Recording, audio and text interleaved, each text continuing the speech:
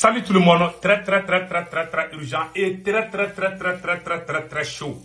Entre les États-Unis, la France, l'Algérie et la France encore. Un général de l'armée française vient de traiter le président américain Donald Trump d'espion de la Russie. Voilà le général français.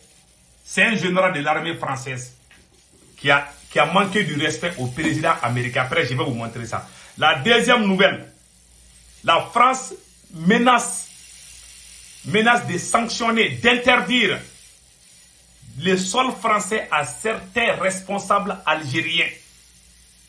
Et la France est prête à rompre l'accord de 1968 avec l'Algérie. Si l'Algérie n'accepte pas, ses ressortissants rapatriés. Je pense que c'est ça.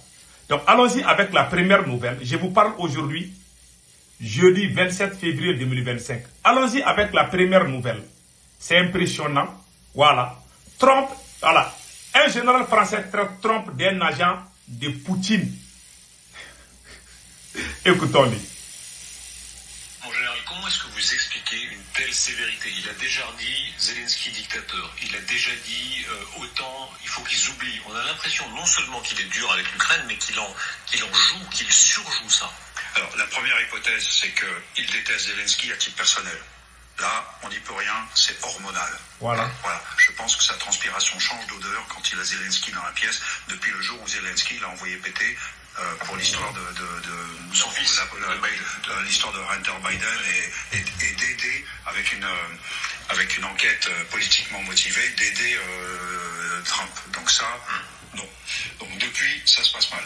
Maintenant, il y a une autre hypothèse qui est que, et je le disais sur votre plateau l'année dernière, Trump est un agent de Poutine et il fait le boulot pour Poutine.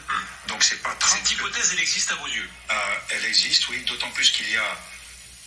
Ce qui est certain, parce que là il y a des preuves, c'est que Trump doit la survie de son empire à au moins 2 reprises à l'argent russe. La survie de son empire, de son statut d'entrepreneur. Il le doit aux Russes. Et depuis un an, ce qu'il fait est conforme au plus beau des rêves de Poutine. Donc moi maintenant, c'est pas le président Trump qui est à Washington, c'est le président Trumpin. Vraiment, ça fait rire. Donc, vous avez vu, il y a la colère. Parce que Donald Trump veut faire la paix avec la Russie. Donc, on dit que c'est un agent de la Russie. Ça, c'est grave. Hein? Un grand pays comme les États-Unis. Donc, voilà. Donc, maintenant, allons-y avec le voyage du président Emmanuel Macron a été un échec. Le déplacement d'Emmanuel Macron à la Maison-Blanche n'a abouti à rien. Donald Trump persiste et signe. L'Ukraine peut oublier une adhésion à l'OTAN. L'Ukraine ne va jamais rentrer dans l'OTAN. Donald Trump annonce que les produits européens seront prochainement taxés à 25%. L'Union européenne a été conçue pour emmerder les États-Unis. Il a donné un autre point encore. Donald Trump confirme la venue de Volodymyr Zelensky ce vendredi à Washington pour signer l'accord sur les minerais. Finalement, Zelensky a accepté. Trump affirme que l'Europe, pas les États-Unis, doit fournir des garanties de sécurité à l'Ukraine. Donc, malgré l'arrivée de Macron à New York, Trump n'a pas changé d'avis. Trump est resté sur sa position. Trump n'a rien changé. Macron pensait qu'il pouvait venir bluffer. Il pouvait venir, comme on appelle là, manipuler ou, comme on appelle là, chichoter quelque chose aux oreilles de Trump. Trump n'est pas quelqu'un qu'on peut manipuler. Trump est très intelligent. Donc, ça a été un fiasco total pour Emmanuel Macron. Donc, vous avez vu, c'est comme ça. Donc, maintenant, allons-y avec la deuxième phase de cette vidéo. Ça chauffe en Algérie. Hein? Il y a l'Algérie et la France, vraiment ça chauffe. Donc, écoutons. Un bras de fer entre la France et l'Algérie. Le Premier ministre durcit le ton. Alors qu'Alger refuse toujours d'accueillir sur son sol certains ressortissants visés par des OQTF, François Bayrou lance un ultimatum. il est absolument inacceptable que cette situation perdure.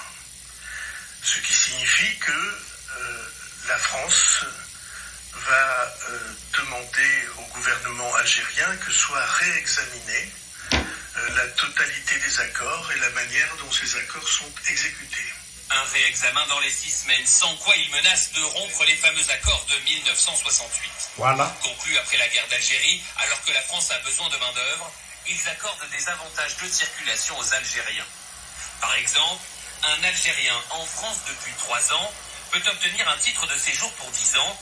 Il faut 5 ans de résidence pour les autres étrangers. Voilà. Ce traité facilite aussi le regroupement familial et octroie la liberté d'établissement pour les commerçants. Ces Franco-Algériens rencontrés ce soir regrettent ces tensions entre leurs deux pays.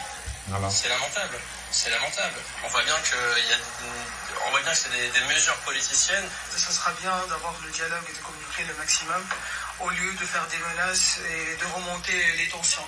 Alors la France peut-elle mettre sa menace à exécution et rompre unilatéralement ces accords? Oui, selon ce spécialiste, même si l'Algérie ripostera. Il peut y avoir des résistances verbales ou des campagnes de communication diverses, mais sur le fond, c'est-à-dire sur les questions financières et juridiques, la France est plutôt en position de force. Le gouvernement algérien n'a pour l'heure pas réagi. En cas d'échec des négociations, la décision de rompre ces accords reviendra au président de la République. Voilà. Vous avez tous entendu. Moi, je n'aime pas trop les autorités françaises, mais en réalité, voilà ce qui est caché. C'est vrai, la France a fait du mal en Algérie, je suis d'accord, la guerre d'Algérie. Mais la France a accordé vraiment des opportunités aux Algériens plus que tous les immigrants.